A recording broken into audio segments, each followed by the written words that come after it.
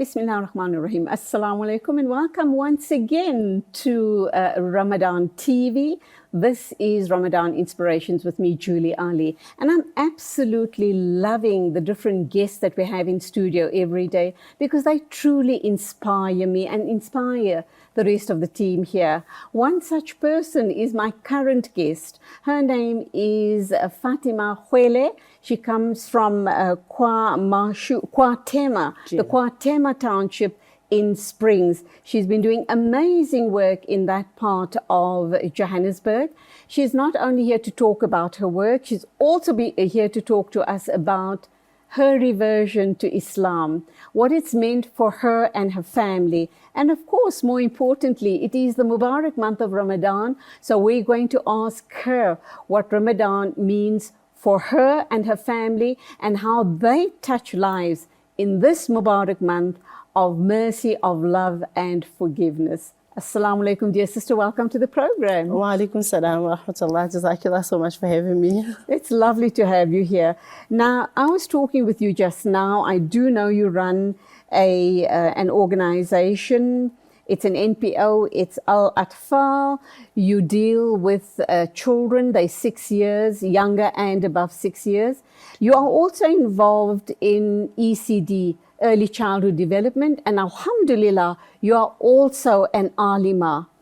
But you were 8 years old when your parents, who were both priests in a Christian church, decided to revert to Islam.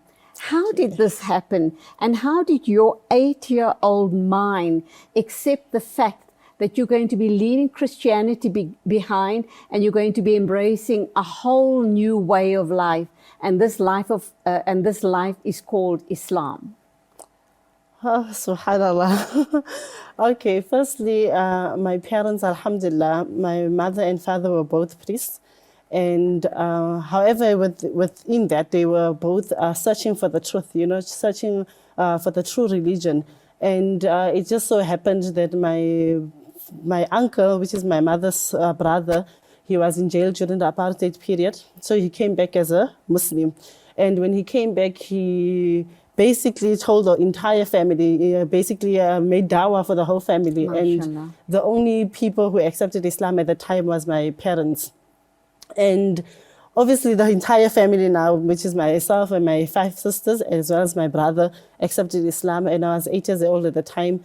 And for us, it was amazing. I mean, till today, we always remember those days, remember the first time when they were reading Salah, and we were in shock in terms of what was happening. But alhamdulillah, we learned from there. My sister was sent off to madrasa in Kimberley. Thereafter, she was sent into Azadville. Thereafter, I was also sent into madrasa in order for us to learn about deen. So when I was in grade 11, I went to Azadville and started my alima course and completed in 2008. Back then, you were 8 years old, and obviously you were brought up with all of your Christian relatives around you. Did they ever kind of question you? Did you ever feel different? Did you ever feel other? And did you ever have to make excuses for being Muslim? Alhamdulillah, I won't lie. My family, they've been supportive throughout our youth, our young age, as till now. When in terms of deen, when we go to family gatherings or family anything, then they would make sure they cater for halal, they understand.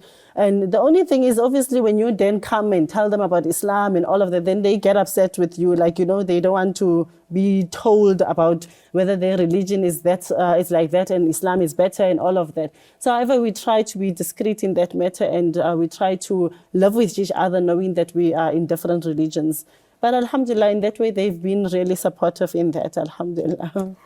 Being Muslim and living in a township where the majority of Muslims in the townships are of the Christian faith, do you ever feel targeted? Do you ever feel that people don't understand what the religion is all about? Do you get questioned a lot? Because that then is an opportunity for you to do dawah. We do get questioned a lot. In our locality where we came from was in Katlehong. So we were the only Muslims. And yes, people would ask questions, people would mock, like when we were in school, coming from school, especially the time in madrasa when we were in grade 8 and 9, Mulana made us wear parda. So we would wear parda from madrasa and walk to Katlehong in the parda. So people call us names, but then it wouldn't really bother us as much. But then alhamdulillah, the people slowly started understanding. So as when I got married as well, we lived in Kotema with my husband. And yes, people still mock, people still call us names. But then when people want to ask questions, then we take that as an opportunity.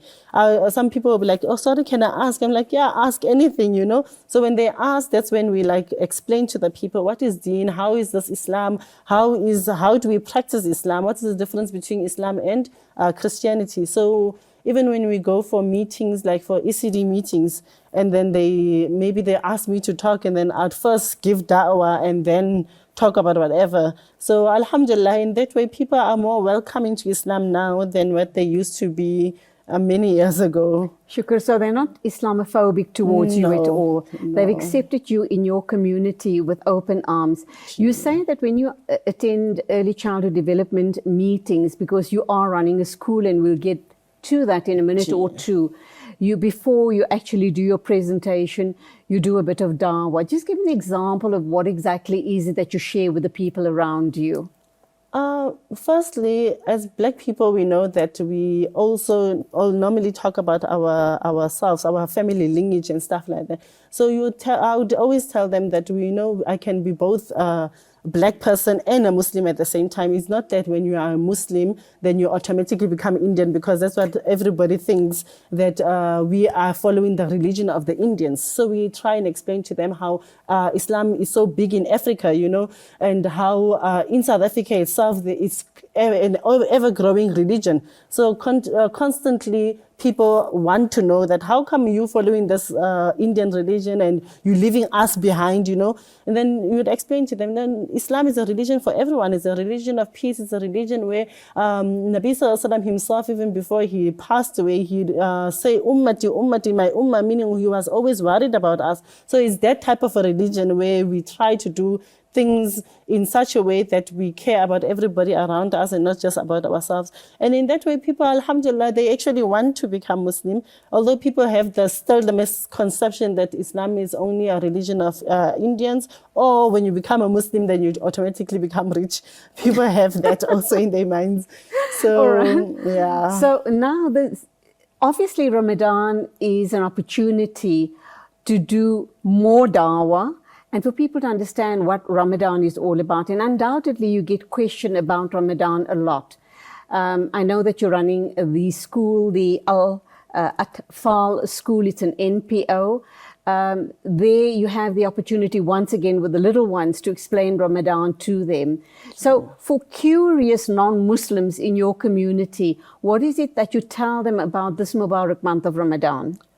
Oh, we tell them it's a great month. It's a most blessed month. It's a month whereby when you basically, if somebody had to give you a machine to make a 200 rand note, we'll stay overnight making that and would not sleep for the next 30 days. And we say this is that month where it's such a blessed month that anything you do right, it's double the fold and 10 times the fold and 70 times more in terms of the faraid that we'll be doing. So it's a month where it teaches us about peace. It teaches us about not swearing people, treating your neighbors well. And from there, we don't only live like that in Ramadan. However, we live like that throughout our year, inshallah. So those are the type of things we say. We stay away from eating, we stay away from drinking, and people get a shock, like, you know, how are you managing to stay away? Then it says that we sympathize also with people whom don't eat and did not have anything to eat all maybe throughout the week. So therefore, for us, it's a short time. It's only maybe about 10, 12 hours, 13 hours, depending on different countries that you are in.